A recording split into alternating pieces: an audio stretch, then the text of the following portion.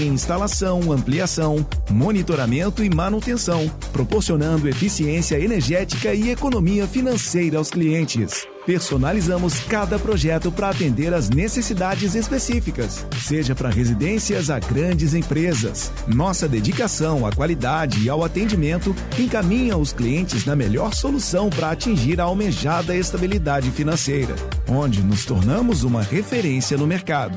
Faça parte da revolução da energia solar com a Eletricampus.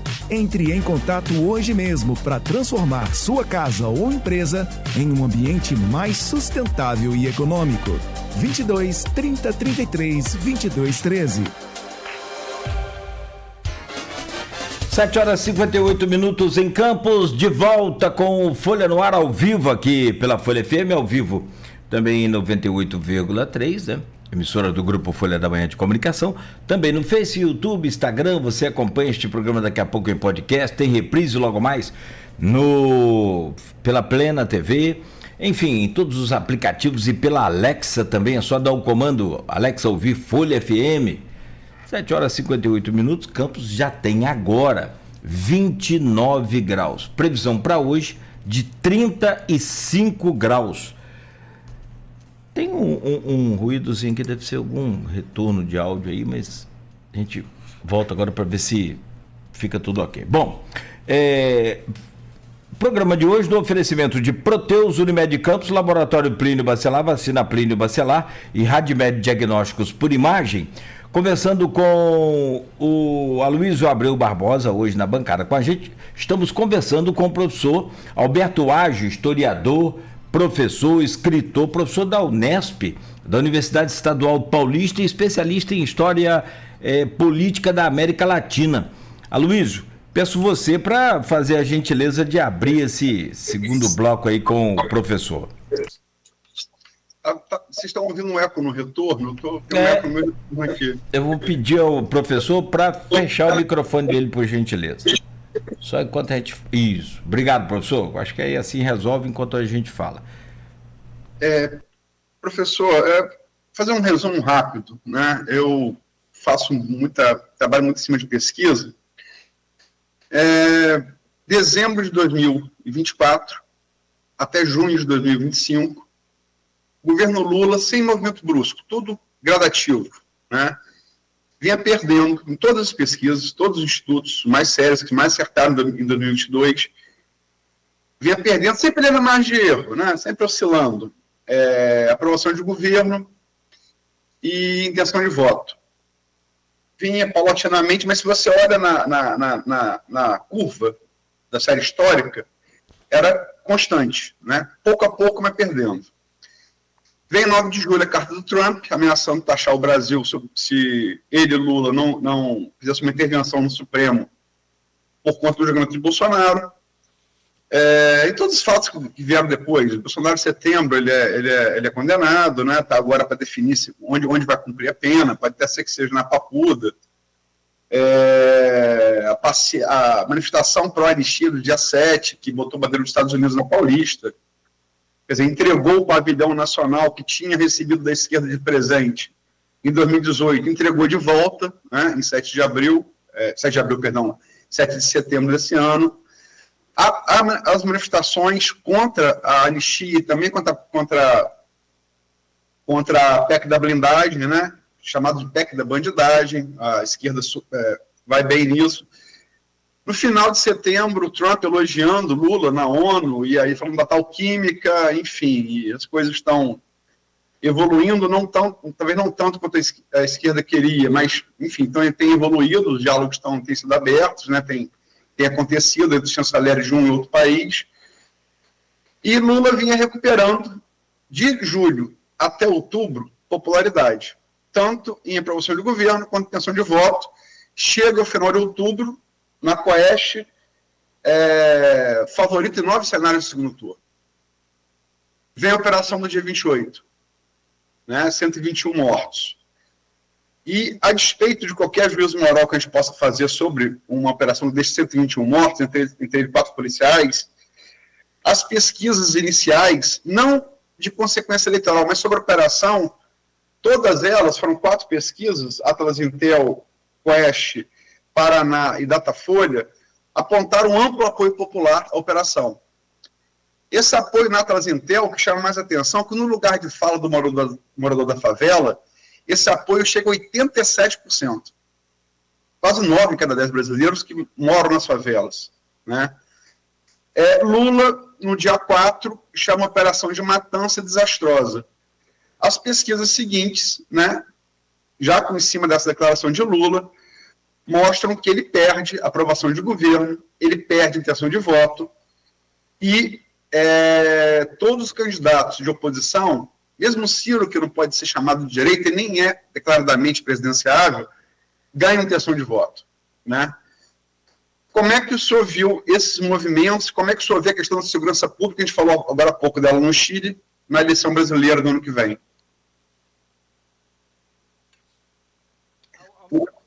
O áudio, professor. Então, eu acho que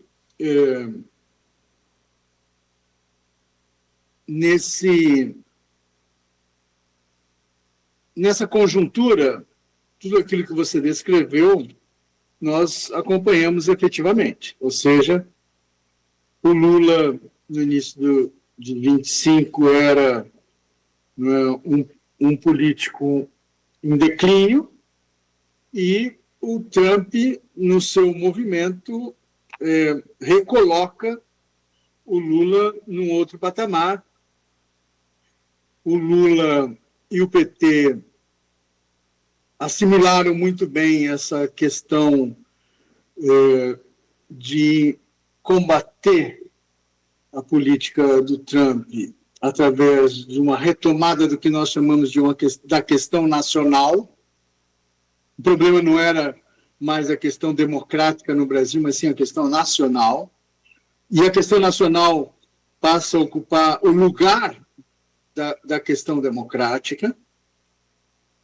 Isso deu uma sobrevida ao Lula, e mais do que sobrevida, mostrava a ele que acendia uma luz muito favorável à sua reeleição.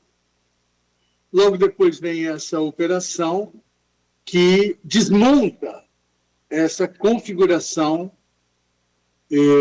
benfazeja, vamos chamar assim, ao presidente.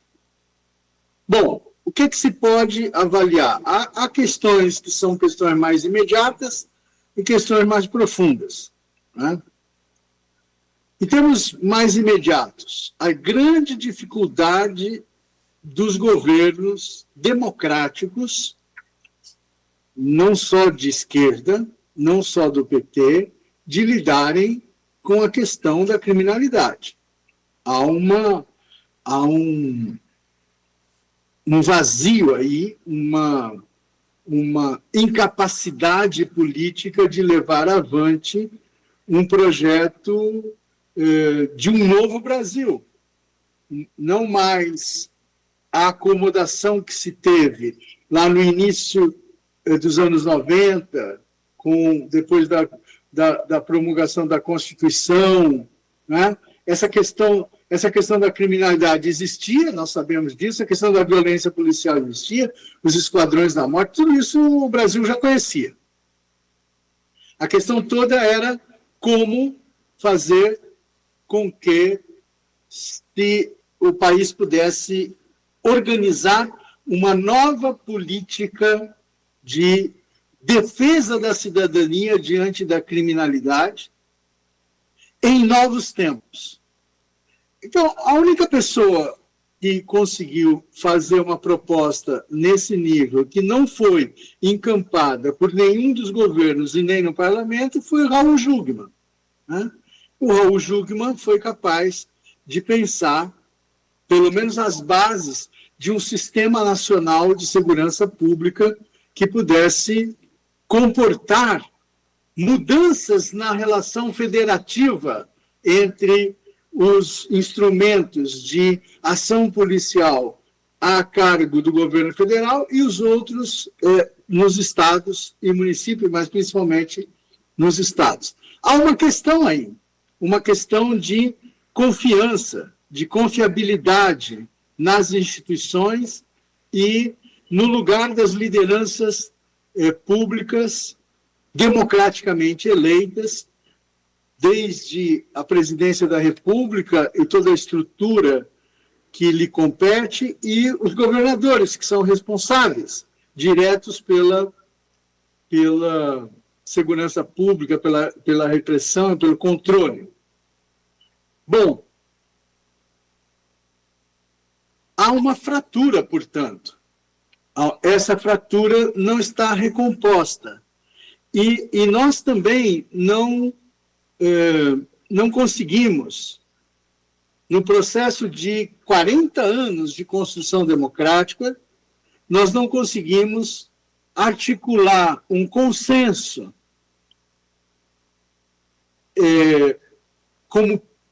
da segurança pública como uma política democrática do Estado democrático de direito no Brasil. Então, eu acho que há aí um déficit enorme. Houve alguns movimentos favoráveis a esse tipo de ação, mas, basicamente, isso não avançou. Eu acho que nós estamos aí diante de um enorme desafio. E, lamentavelmente, isso começa a ser trabalhado do ponto de vista eleitoral a partir de uma lógica do tudo ou nada, que é manifestada, né, pela resposta da população, dos pesquisados, né, em fazer cair o percentual de apoio que o Lula havia conseguido. Então, veja, uma questão, então, mais direta. Agora, mais profundamente, evidencia que o governo Lula, no seu terceiro mandato, é um governo com pouca iniciativa política capaz de construir marcas que a sociedade reconheça como importantes para a sociedade brasileira, para cada cidadão brasileiro. Lula tem demonstrado incapacidade de realizar isso. Incapacidade, porque, do meu ponto de vista, o que fez com que se criasse essa imagem do Lula como a grande expressão de apoio popular frente ao que ele significa, o que eu chamo de um transformismo, né?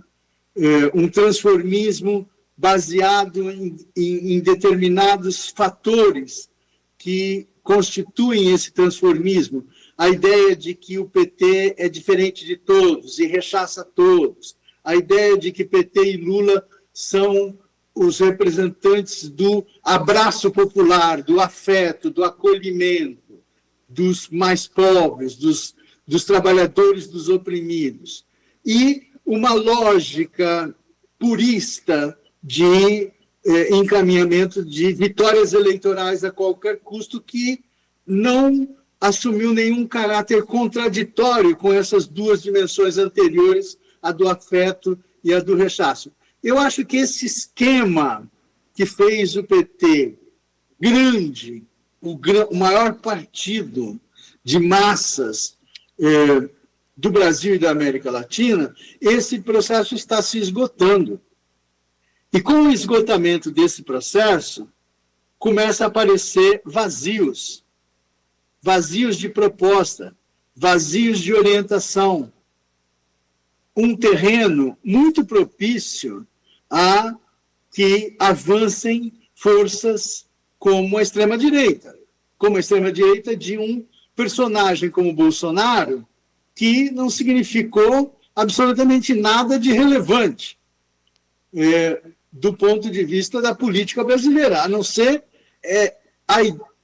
o fato de que aquela construção petista dos anos 70, 80, de que rechaçava tudo, de que todos os políticos eram corruptos, de que todos os políticos eram negativos, etc., isso passou para o campo da direita.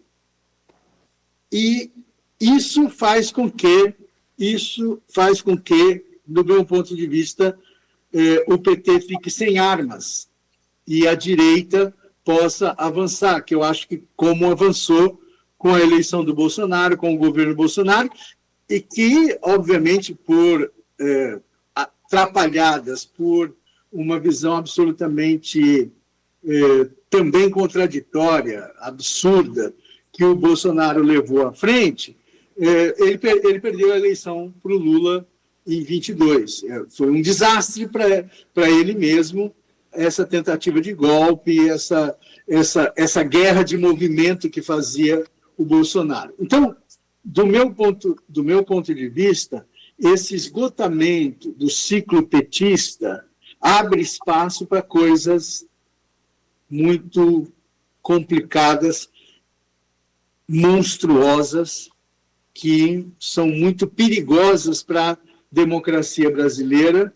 Algumas são farsescas, como alguns candidatos que aparecem aí, farsescas absolutamente, mas outras situações são dramáticas e expressão da violência, como foi isso que aconteceu no Rio de Janeiro.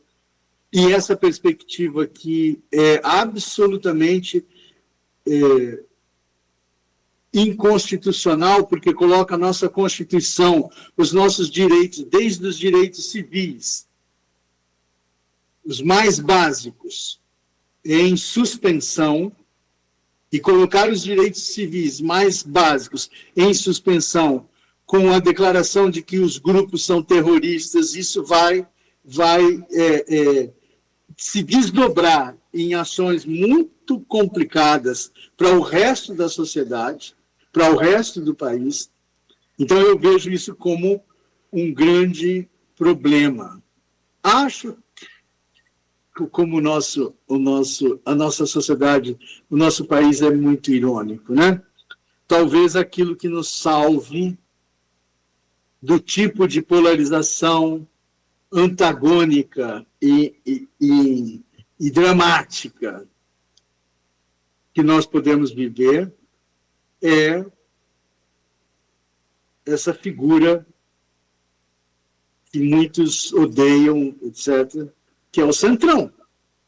O Centrão acaba sendo aí um fiel dessa tradição brasileira da República, da defesa do cidadão, da necessidade de ser moderado. Esse moderantismo do Centrão pode ajudar a que essa direita que avança celeremente ser brecada, porque a nossa esquerda, com Lula, vive um momento dramático, que é o momento do seu esgotamento, muito difícil de ser retomado, porque já não há mais o ABC, já não há mais a possibilidade de expansão do Sudeste para o Nordeste e fazer com que o Nordeste seja a base vermelha do PT e de Lula, capaz de enfrentar o resto do país. Já não há mais nada disso. Ou seja, o tempo das fabulações se esgotou.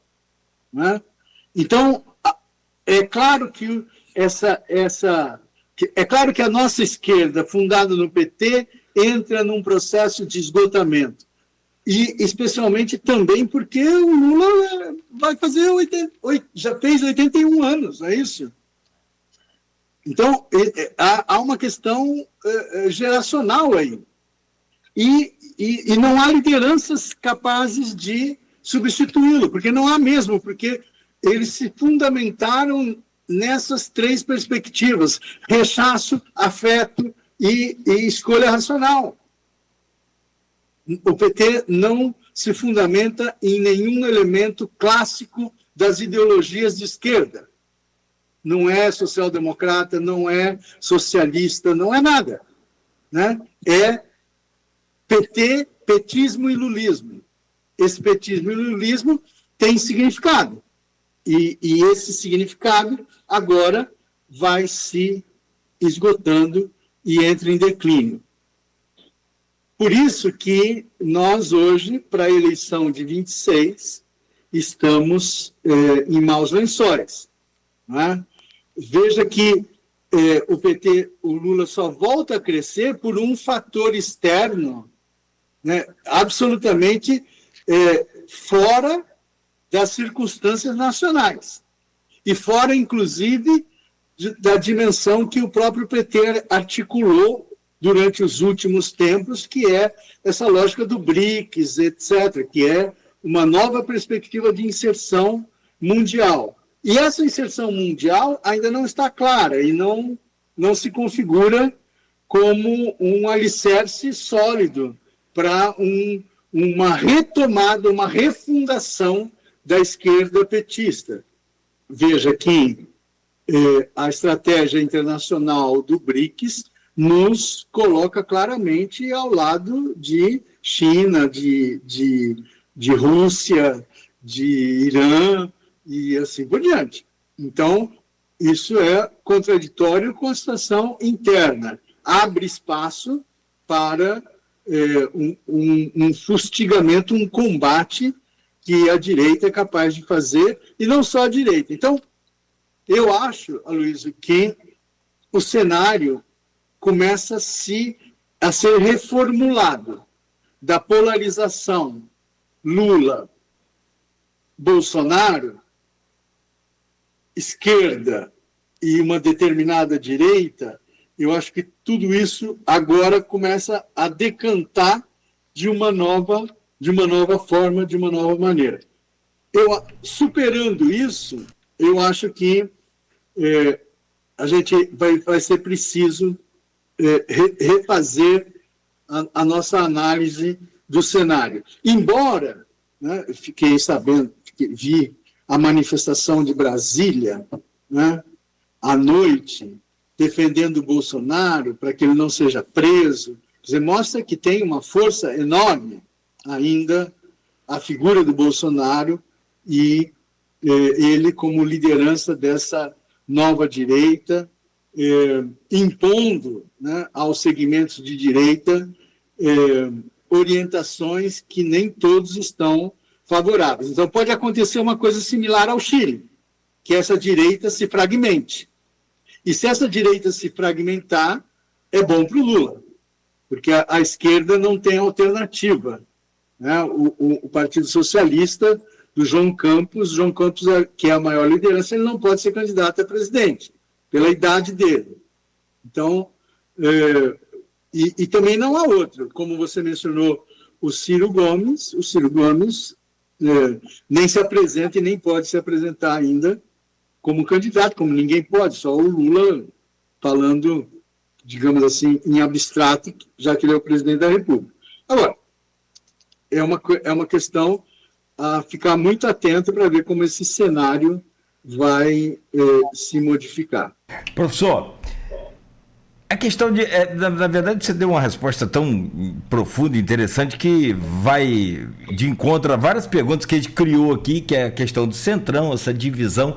Mas eu vou trazer a prisão do Bolsonaro. Então, nesse cenário, o que é possível projetar dessa extrema direita com a direita para esse cenário de 2026 com a prisão de Bolsonaro, com a atuação do Eduardo Bolsonaro nessa questão do tarifaço que atingiu diretamente o agro e deu prejuízo também naquele início lá que a Luísa trouxe aqui de 9 de julho. Como é que o senhor consegue entender? E aí o senhor já também meio que fez uma comparação com o Chile, que é também uma outra questão que a gente ia colocar. Será que essa direita pode se fragmentar de fato após a prisão de Bolsonaro ou pode se unir mais?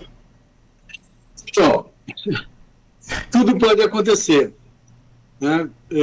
E eu fico imaginando que se houver convicção de que com a exacerbação que pode emergir com a prisão do Bolsonaro, que a direita possa entender de alguma maneira que essa é uma página virada, que é necessário construir uma nova perspectiva e que há lideranças capazes de enfrentar esse novo cenário, e o próprio Bolsonaro compreender isso, talvez eu esteja muito otimista com a possibilidade de reflexão dessas pessoas, talvez haja uma alternativa. Pode haver também determinados segmentos que coloquem apostas na mesa e que a gente possa viver esse último ano do terceiro mandato e da abertura da conjuntura eleitoral com fragmentações reais. Por exemplo, a fragmentação do Caiado ainda é uma coisa fake. Não se sabe. De outro lado, houve uma reunião alguns meses atrás em que quatro governadores chegaram a um acordo de que cada um poderia sair e depois, no segundo turno, juntam-se as coisas, juntam-se as forças. Uma coisa similar ao que aconteceu no Chile aí agora. Né? Pode ser que tudo isso aconteça.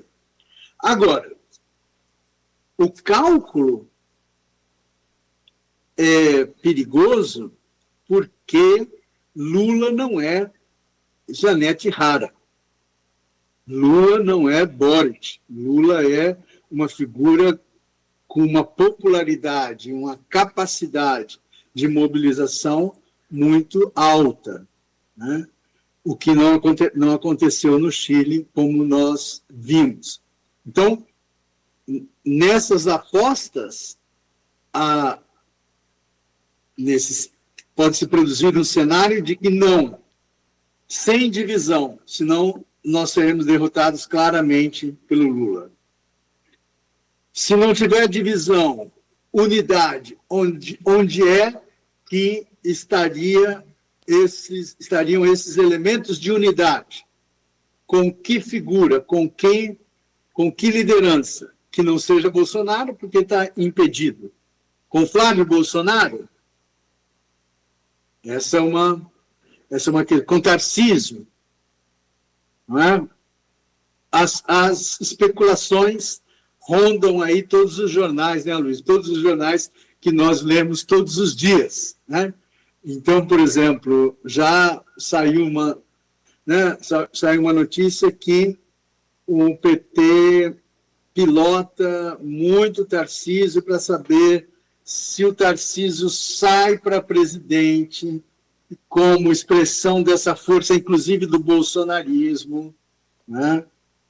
Quais seriam as possibilidades de reação do PT em São Paulo, que é o colégio eleitoral mais forte, de maior divisão, né? Tarcísio sai, desloca-se o Alckmin para São Paulo, novamente Alckmin, na medida em que o Alckmin pode quebrar o eleitorado que votaria em Tarcísio e ser um grande candidato a governador. Isso retira o Haddad da cena. Enfim, há todo um jogo aí que se está fazendo, especulando, e, enfim, é necessário que a gente fique atento para saber precisamente o que vai acontecer. E outra, não vamos esquecer que tem Kassab, né, no meio. Tem Kassab no meio, que é uma raposa que precisa de muita atenção. Kassab tem plano A com o Tarcísio e tem plano B com o Ratinho Júnior, né?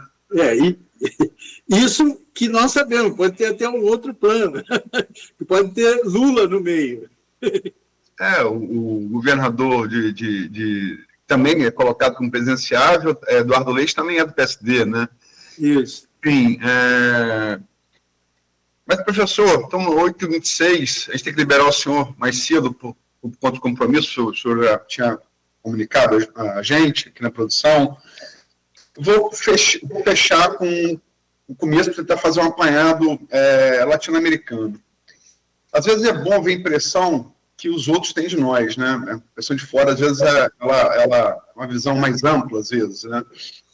Eu estava lendo o Brian Winter, do America's Quarterly, ele escreveu sobre a eleição no Chile, e ele não coloca como uma coisa pontual, ele coloca como um movimento, né, latino-americano.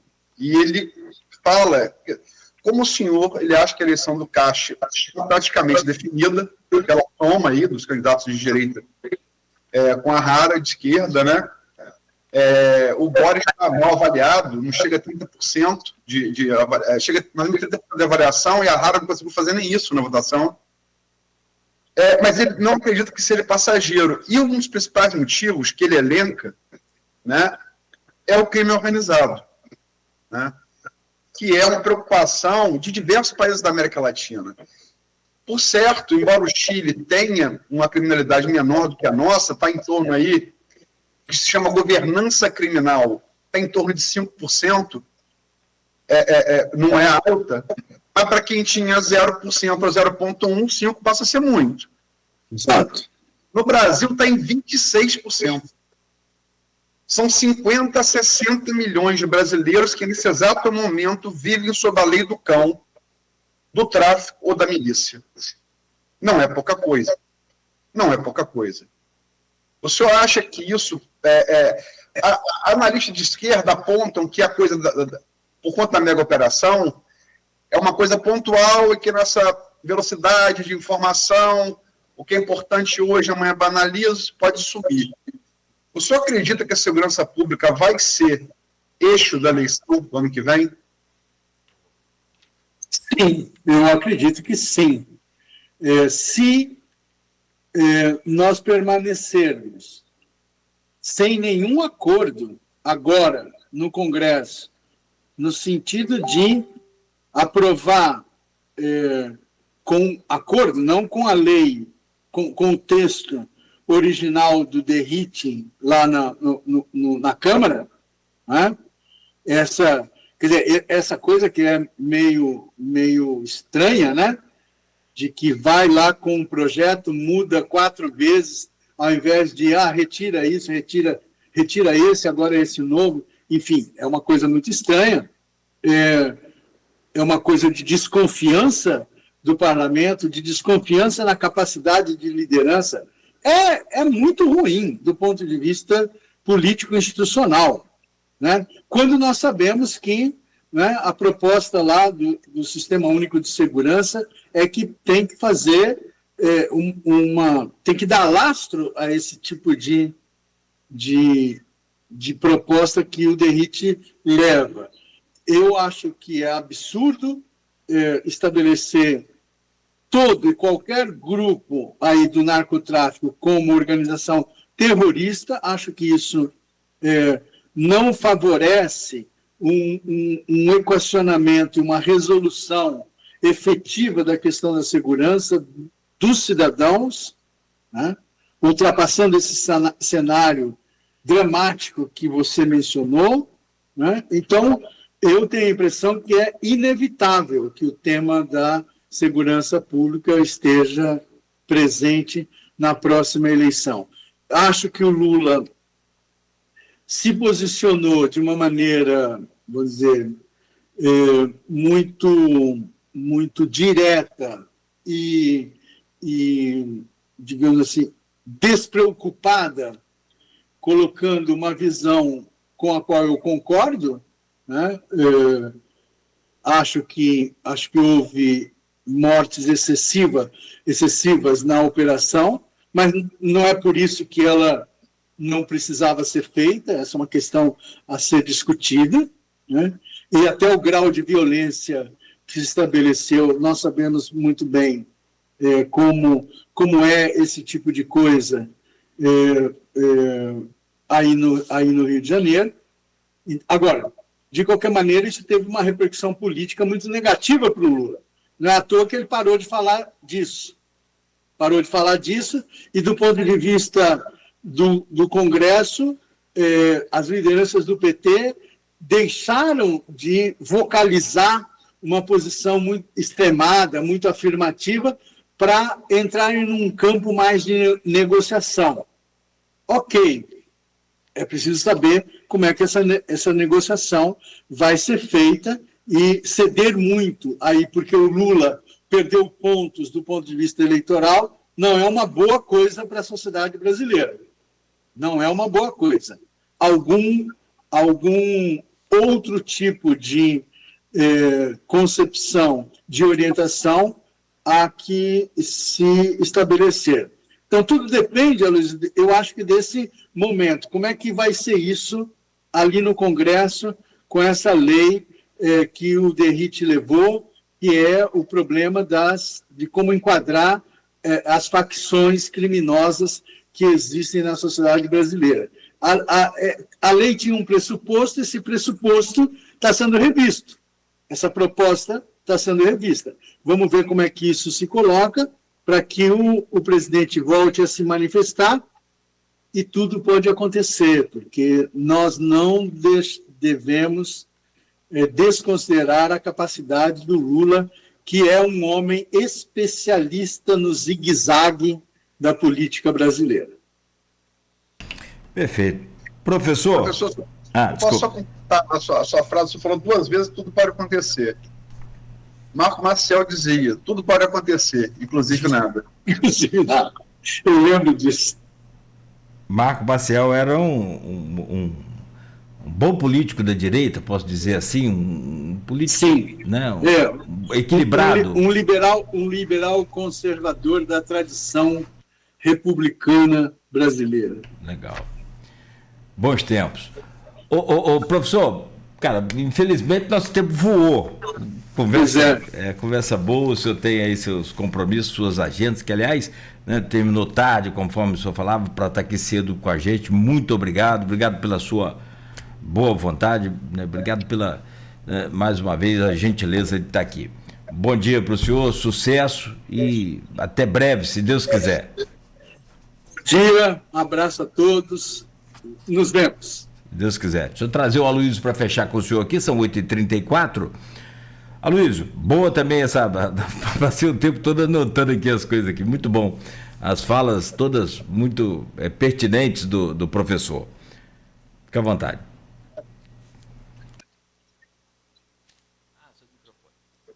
Desculpa, agradecer a presença do professor Bertoaz, um especialista em América Latina, conhece muito a história política do Chile, né? Que é um país muito interessante sob vários aspectos. E ele decretou aqui que o Cache deve se eleger, né? E vamos ver como é que vai ficar as repercussões disso e aguardar aí essa especialidade de Lula que o professor disse aí no zigue-zague da política brasileira. É isso aí. Abraço. Um abraço. Forte abraço, professor. Obrigado. São 8h35. Aloysio, a gente pode encaminhar para o fechamento? Quer fazer o intervalo? Como é que está a sua agenda aí também? Vamos fazer um intervalinho e voltamos. Você me fala das notícias, a gente comenta se você quiser. Ou... Sim, legal. Tá bom, agora.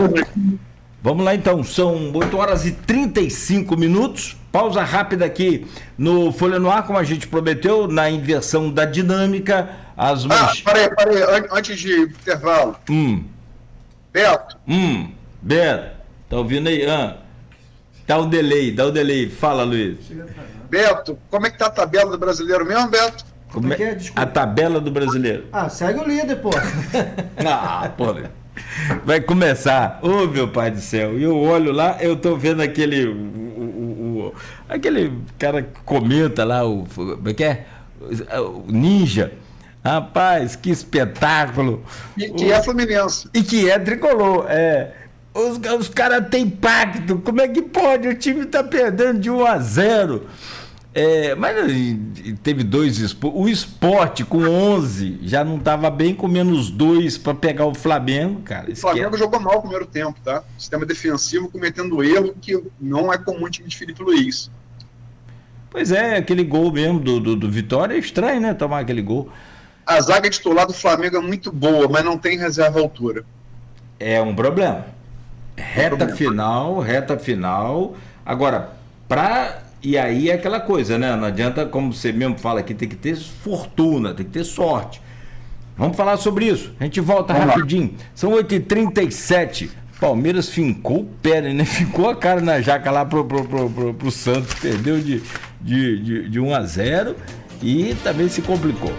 8h37. A gente volta seguindo o oferecimento de Proteus, Unimed Campos, Laboratório Plínio Bacelar, Vacina Plínio Bacelar e Radmed Diagnóstico por imagem. Agora, toda vez que é a semana de Aloysio, o Flamengo vai para a liderança do carro. Ô, meu pai. Se o seu plano de saúde não combina mais. Então vamos ficar direto até eu ia propor isso aqui, ó.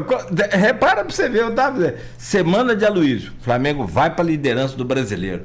Semana que não é a Aloysio aqui na bancada que lhe dá essa folga por causa do jornal. Vai o Palmeiras para a liderança. Aí agora aguenta essa turma toda aí. Vamos lá, rapidinho a gente volta aí. Se o seu plano de saúde não combina mais com você, venha para a Unimed Campos.